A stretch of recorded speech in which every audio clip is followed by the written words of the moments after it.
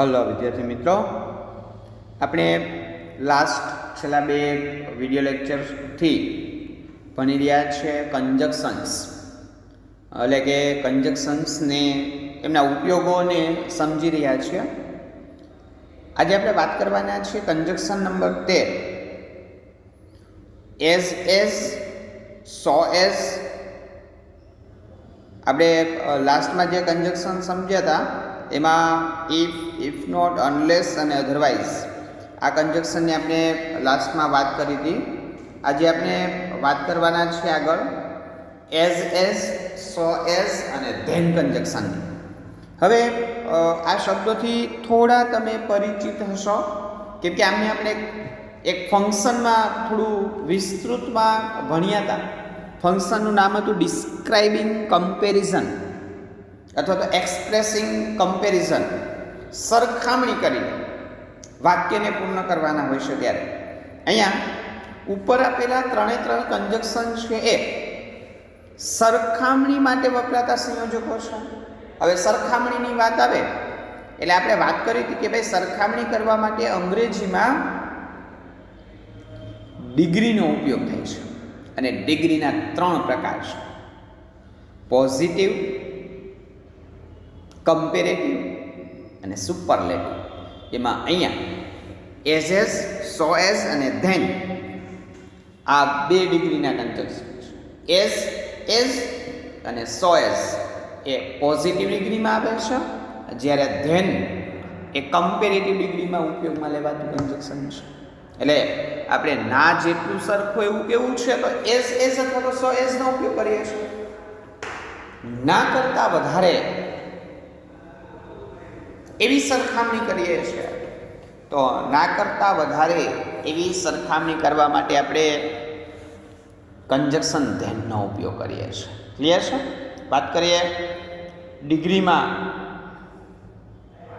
આ કંજક્શન્સ છે એ કઈ રીતેથી ઉપયોગમાં લેવાય છે. તો પહેલાં વાત કરીએ એઝ અને એસ. પોઝિટિવ ડિગ્રીના હકાર વાક્યમાં કંજક્શન તરીકે આવશે. પછી બીજું સો એસ, પોઝિટિવ ડિગ્રીનો સ્પેલિંગ બુકમાં ખોટો લખેલો છે બંને જગ્યાએ. કમ્પેરેટિવ સો એસ એ પોઝિટિવ ડિગ્રીના નેગેટિવ સેન્ટેન્સને માં કંજક્શન તરીકે આવશે સો એઝ, અને ધેન ના કરતાં વધારે કમ્પેરેટિવ ડિગ્રીમાં કંજક્શન તરીકે આવશે. પછી જુઓ, ધેનની પહેલાં કમ્પેરેટિવ ડિગ્રીનું વિશેષણ આવે અને એઝ અને સો એઝની વચ્ચે પોઝિટિવ ડિગ્રીનું વિશેષણ આવે. આ તો આપણે આગળ ડિગ્રીમાં ભણી ચૂક્યા છે. ઉદાહરણો જોઈએ એટલે ખ્યાલ આવશે. જો એઝની વાત કરીએ તો Rahul is smart, Mehul is smart. તો રાહુલ અને મેહુલ બંને સ્માર્ટ છે. આપણે એમની સરખામણી કરવી છે હકારમાં તો Rahul is as smart as Mehul. તો એઝ પછી વિશેષણ અને એસ.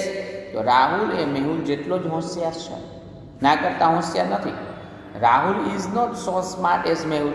તો રાહુલ એ મેહુલ જેટલો હોશિયાર નથી, એના જેટલો સ્માર્ટ નથી. અને કમ્પેરેટિવ ડિગ્રીમાં જઈએ તો Rahul is smarter than Mehul. તો ધેન વિશેષણ પછી મુકાશે. બરાબર? એટલે આપણે આગળ ફંક્શનમાં જે ડિગ્રી સમજ્યા છે એ મુજબ જ આ કંજક્શનનો ઉપયોગ વાક્યમાં રહેશે. કંજક્શન નંબર 13 ડિગ્રીને લગતા કંજક્શન છે. ત્યાર પછી વાત કરીએ ધેટ, ઇફ અને વિધર. હવે આ કંજક્શન છે ને એ પર્ટિક્યુલરલી ઇનડાયરેક્ટ સ્પીચમાં કંજક્શન તરીકે એમનો ઉપયોગ આવે છે. ધેટ, ઇફ અને વિધરનો. એટલે હજુ આપણે ડાયરેક્ટ ઇનડાયરેક્ટ આખું ભણવાનું બાકી છે. એટલે ડાયરેક્ટ ઇનડાયરેક્ટ આપણે ભણશું ત્યારે તો આપણે સમજાવવાના છે, પણ આપણે એમની પહેલાં જરાક આપણે સમજી લઈએ. ઇનડાયરેક્ટ સ્પીચમાં કંજક્શન તરીકે આપણે આપેલા કંજક્શન છે એમનો ઉપયોગ કરીએ છીએ. વિધાન વાક્ય, ઉદ્ગાર વાક્યને લેટ્સથી શરૂ થતા વાક્યનું આઈએસ એટલે કે ઇનડાયરેક્ટ સ્પીચ કરતી વખતે કંજક્શન ધેટ આવે છે. હવે આમનું ઇનડાયરેક્ટ સ્પીચમાં રૂપાંતરણ કઈ રીતેથી થાય એ આપણે અહીંયા ડિસ્કસ નહીં કરીએ, એમની ડાયરેક્ટ ઇનડાયરેક્ટ ભણીએ ત્યારે. અત્યારે ખાલી આપણે એમને સમજી રાખીએ છીએ. WH સિવાયના પ્રશ્નાર્થ વાક્યો ઇફ અથવા તો વિધેય કંજક્શન તરીકે આવે છે. એટલે ડાયરેક્ટ ઇનડાયરેક્ટ બનીને એટલે આ કન્જક્શનનો ઉપયોગ ઓટોમેટિક આવડી જશે. બરાબર? એટલે આમનું ઉદાહરણો અત્યારે આપણે ખાલી જોઈ જ લઈએ છીએ, બાકી આ કન્જક્શન આખા સમજવાના બાકી. I am your well wisher, he says him. તો જો આવી રીતે વાક્યનું ઇનડાયરેક્ટ કરીએ ને તો he tells him that he is his well wisher. તો આ ધેટ મૂકીને કન્જક્શન થયું. પછી are you an engineer, he said to him. તો હી આસ્ક હિમ, ઇફ અથવા તો વિધર મૂકીને પછી આગળ લખાય હી વોઝ એન એન્જિનિયર. બરાબર? થોડુંક આ કન્જક્શનને સમજવા મુશ્કેલ છે, કેમ કે હજુ સુધી આપણે ડાયરેક્ટ અને ઇનડાયરેક્ટ સ્પીચ નથી ભણ્યા. એ ભણશું ત્યારે આ કન્જક્શનની ફરીથી ડિસ્કસ આપણે કરશું ત્યાં, કે આ ઇફ ને આ ધેટ ને આ વિધર ને વગેરે. બરાબર? એટલે એમને થોડું આપણે અત્યારે ખાલી વાંચી ગયા છીએ, એમને સમજશું ડાયરેક્ટ ઇનડાયરેક્ટ. આગળ વાત કરીએ કન્જક્શનમાં.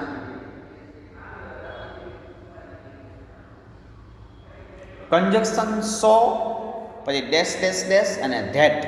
એટલે કન્જક્શન સો ધેટ, પણ ભેગું નહીં લખાય. સો ધેટ ભેગું પણ લખીએ તો પણ આવે છે. અત્યારે અહીંયા અલગ અલગ. એટલું બધું કે, ગુજરાતી થાય એટલું બધું કે. વાક્યમાં અતિશયતા દર્શાવવા માટે સો ધેટ કન્જક્શન તરીકે આવશે. કોઈ બાબત ખૂબ વધારે એવી અતિશયતા આપણે જ્યારે વાક્યની અંદર દર્શાવતા હોય, ખૂબ વધારે એવી અતિશયોક્તિ દર્શાવી હોય વાક્યની અંદર, ત્યારે કન્જક્શન સો ધેટ વાક્યમાં આવે છે. સો ધેટની વચ્ચે વિશેષણ કે ક્રિયા વિશેષણ આવી શકે. હવે તમે સો ધેટ લખો ને એટલે એમની વચ્ચે જગ્યા રહેશે, ત્યાં ડોટ ડોટ કરેલા છે ત્યાં કાં વિશેષણ મુકાય અને કાં તો ક્રિયા વિશેષણ મુકાય. આમની રચના આ રીતની થશે. પેલા ધેટ પછી કર્તા પ્લસ કેન કુડ, એટલે કે પેલા સો મૂક્યું પછી વિશેષણ, એટલે આખું વાક્ય જે લખ્યું છે એમાં પેલા સો આવે, પછી એની પછી વિશેષણ મુકાય. એમના પછીથી ધેટ પછીથી કર્તા મુકાય, ધેટ પછી કર્તા મુકાય. કેન કુડ નકાર હોય તો નોટ પ્લસ V1. જો દાખલા તરીકે હી is very intelligent, he can solve this puzzle. હું એમ કહું ને હી ઇઝ વેરી ઇન્ટેલિજન્ટ, તે ખૂબ હોશિયાર છે. He can solve this puzzle, અને આ કોયડો છે ને તે ઉકેલી શકે છે. તો તેથી એટલું બધું કે, તો હી ઇઝ સો ઇન્ટેલિજન્ટ, તે એટલો બધો હોશિયાર છે that he can solve this puzzle, કે આ કોયડો છે ને એમને ઉકેલી શકે. તો હોશિયાર હોવાની વાક્યની અંદર અતિશયોક્તિ દર્શાવી, ખૂબ હોશિયાર છે એવું એમણે વાક્યની અંદર દર્શાવ્યું. તો આ રીતેથી વાક્યની અંદર અતિશયોક્તિ દર્શાવવાની થતી હોય ત્યારે ખૂબ જ વધારે એવું જ્યારે આપણે વાક્યની અંદર દર્શાવતા હોય ત્યારે એવું દર્શાવવા માટે વાક્યની અંદર કન્જક્શન સો ધેટનો ઉપયોગ થાય. એ જ રીતેથી જો આગળ, જો દાખલા તરીકે હું એમ કહું ને કે તે ખૂબ જ જાડો છે, તેથી દરવાજાથી અંદર પ્રવેશ કરી શકતો નથી, અથવા તો અંદર પ્રવેશ કરી શકતો નથી. માનો કોઈ વ્યક્તિ છે ખૂબ શરીરે જાડો છે, એટલે મારે એમ કહેવું છે કે તેથી આ રૂમની અંદર પ્રવેશ કરી શકતો નથી, અથવા તે ખૂબ જાડો છે તેથી ચાલી શકતો નથી. તો અતિશયોક્તિ થઈને એટલો બધો જાડો છે કે ચાલી જ નથી શકતો. તો he is so fat that he can not walk fast, તે ખૂબ જ જાડો છે તેથી ચાલી શકતો નથી. તો આ રીતેથી વાક્યની અંદર જ્યારે આપણે અતિશયોક્તિ દર્શાવીએ છીએ, ખૂબ જ વધારે એવું આપણે વાક્યની અંદર દર્શાવીએ છીએ, વાક્યની અંદર એવું દર્શાવવા માટે કન્જક્શન સો અને ધેટ નો ઉપયોગ થાય છે. ઓકે, આગળ કન્જક્શન નંબર 16 સમજીએ આપણે. સો ધેટ અને ઇન ઓર્ડર ધેટ. ફરીથી સો ધેટ આવ્યું, પણ અહીંયા સો ધેટ સાથે લખાશે અને ઇન ઓર્ડર ધેટ બંનેનું ગુજરાતી જેથી અથવા તો માટે. So that in order that હેતુ દર્શાવવા વાક્યની આગળ આવે છે. જો કોઈ ક્રિયા છે ને એમનો હેતુ વાક્યની અંદર દર્શાવવો હોય ને તો સો ધેટ કે ઇન ઓર્ડર ધેટ કંજક્શનનો ઉપયોગ કરી શકાય. પછી so that in order that પછી કર્તા plus model auxiliary plus V1 આવવું જોઈએ. આમની વાક્ય રચના થઈ ગઈ. જે વાક્યમાં આપણે સો ધેટનો વાક્યની શરૂઆતમાં આપણે સો ધેટનો ઉપયોગ કરીએ ને એ વાક્યમાં સો ધેટ લખ્યું અથવા તો ઇન ઓર્ડર ધેટ લખ્યું, એમના પછીથી કર્તા મુકાય, એના પછીથી મોડેલ ઓક્સિલરી મુકાય. Shall, will, should, would, can, could, may અને માઇટ. આમાંનું મોડેલ ઓક્સિલરી જ મુકાશે. મોટા ભાગે કુડ મુકાય કે કેન મુકાય, બરાબર. અને પછી ક્રિયાપદનું મૂળ રૂપ આવવું જોઈએ. દાખલા તરીકે જો he went that so that he could know about the project.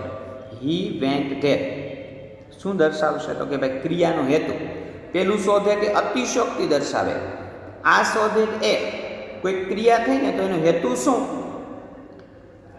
એ ક્રિયાનો હેતુ એ આ સો ધેટથી દર્શાવાશે. દાખલા તરીકે જુઓ he went there so that he could know about the project. તે ત્યાં ગયો જેથી કરીને અથવા તો માટે he could know about the project, જેથી એ પ્રોજેક્ટ વિશે જાણી શકે.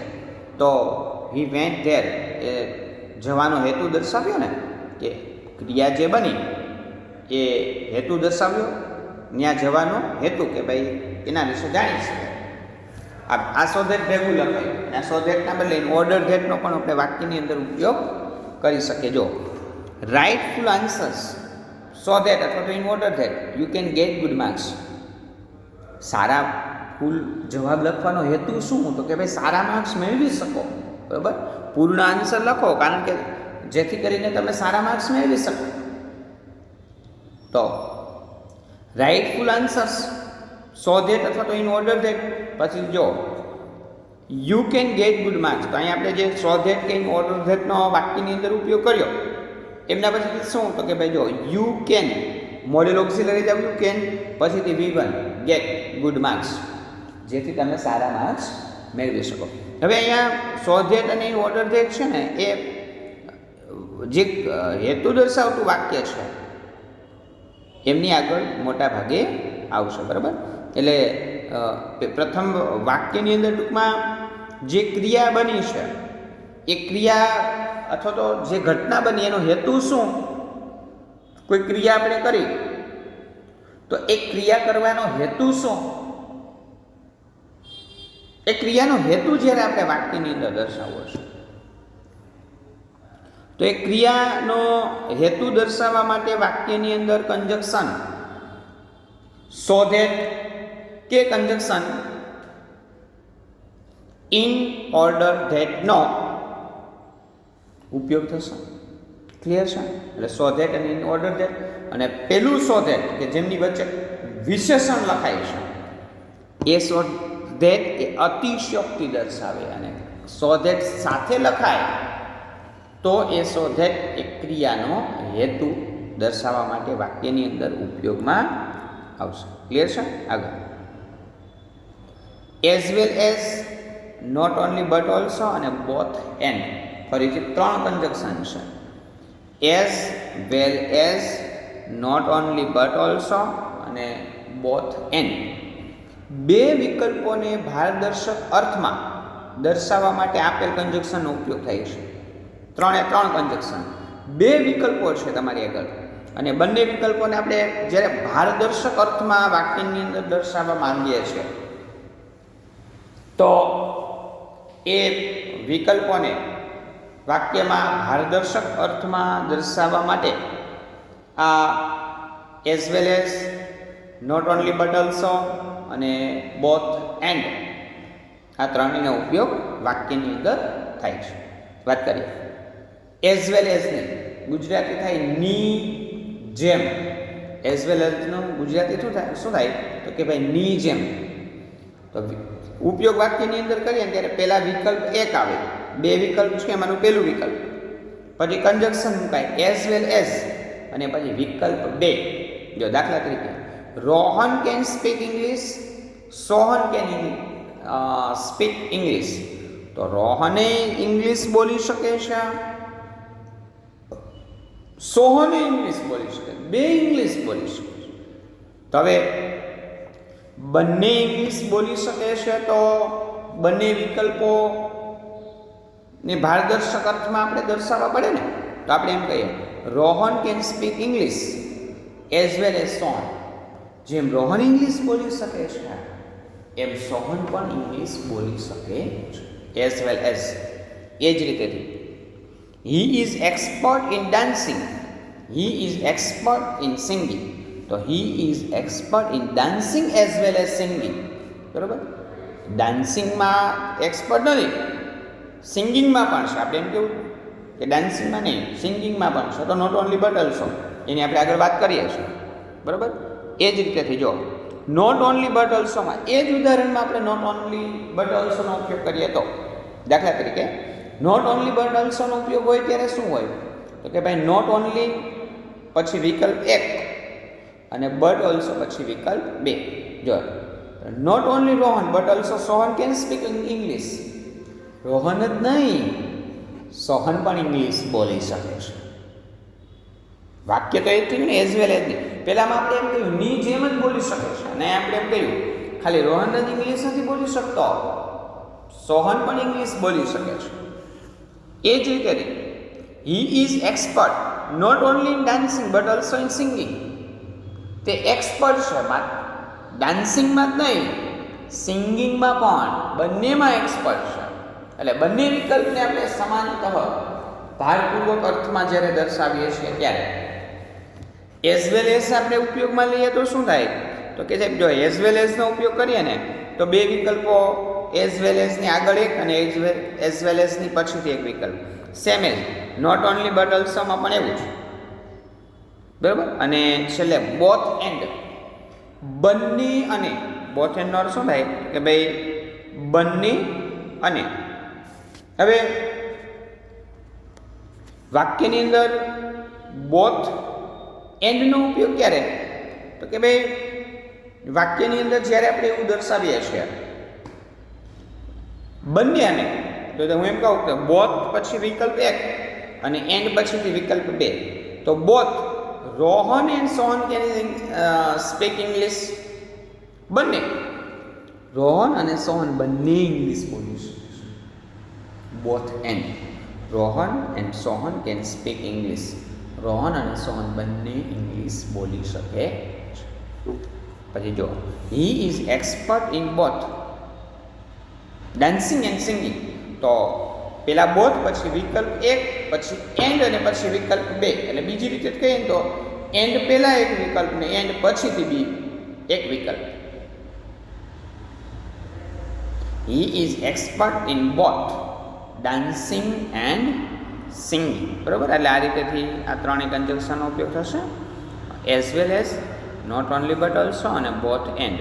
અને ત્યાર પછી આપણે વાત કરીએ કન્જક્શન 2, 18મું કન્જક્શન 2 અને પછી પાછું 2. બે કન્જક્શનની આપણે વાત કરવાના છે, 2 અને કન્જક્શન 2ની.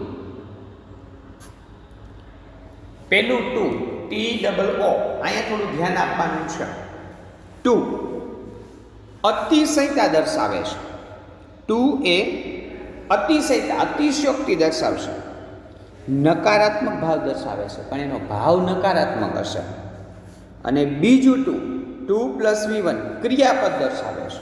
હવે જે બીજું 2 છે ને એ પાછું માત્ર ક્રિયાપદ જ દર્શાવશે. જો આમની અંદર આમનો વાક્યની અંદર ઉપયોગ he is very weak, he can not walk fast. તો આને વાક્યમાં લખીએ ને તો he is too weak to walk fast. તો 2 એટલે અતિશય, હી ઇઝ ટુ વીક. અહીંયા વીક એટલે નબળું છે, તે ખૂબ જ નબળો છે. ટુ વોક ફાસ્ટ, ઝડપથી ચાલવા માટે. તો આ 2 પછીથી વોક એ ક્રિયાપદ દર્શાવ્યું. બરાબર છે? તો he is too weak to walk fast, એ ઝડપથી ચાલવા માટે ખૂબ જ નબળો છે. બીજું he is so weak that he can not walk fast. હવે આ જ વાક્યની અંદર આપણે સો ધેટનો ઉપયોગ કરી શકીએ. તો આમ લખાય હી ઇઝ સો વીક. આપણે સો ધેટનો ઉપયોગ શું? તો કે ભાઈ જો અલગ અલગ લખીએ ને, સો અને ધેટ એમ અલગ અલગ લખાતું હોય, વચ્ચે વિશેષણ આવતું હોય, તો એ સો ધેટ એ અતિશયોક્તિ દર્શાવે. તો he is so weak that he can not walk fast.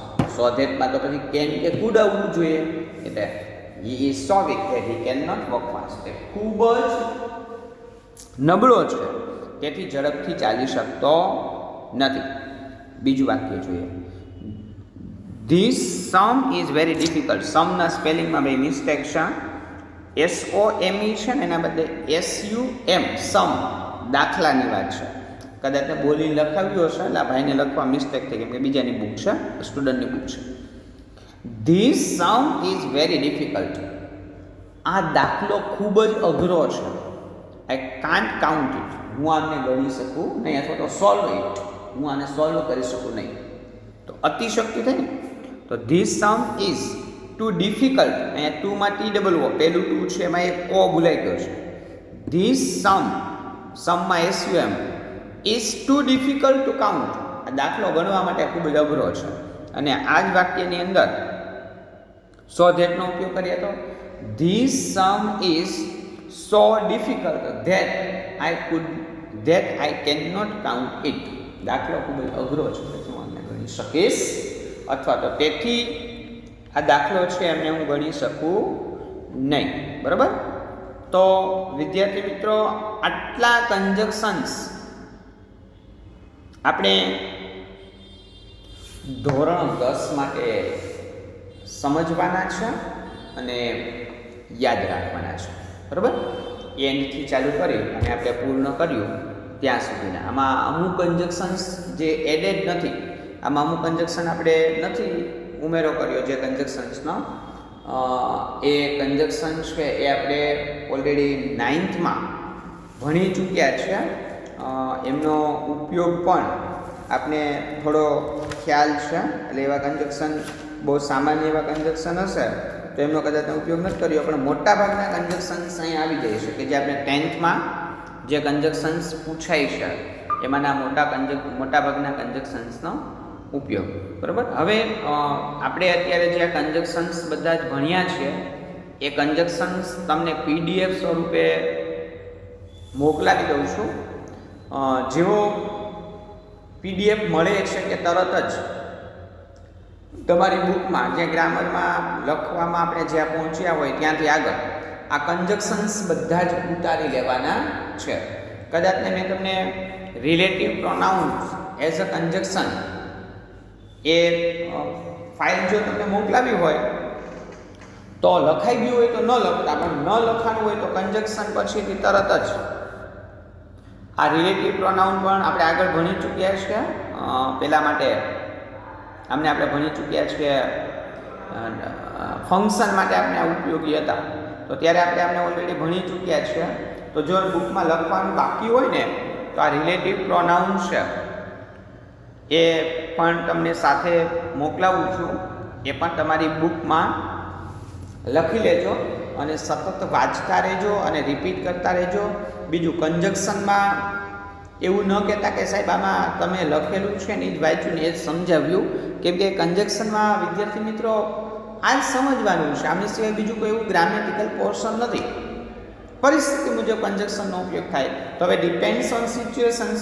પરિસ્થિતિ, વાક્ય વાંચીને આપણે પરિસ્થિતિને સમજી અને આપણે આમનો ઉપયોગ કરવાનો છે. એટલે એમનું થોડું ધ્યાન રાખજો. બરાબર. કે સતત આમનું રિપીટ અને ઉપયોગો છે કંજક્શનના એ સતત આપણે જોતા રહીએ એ થોડું જરૂરી રહેશે.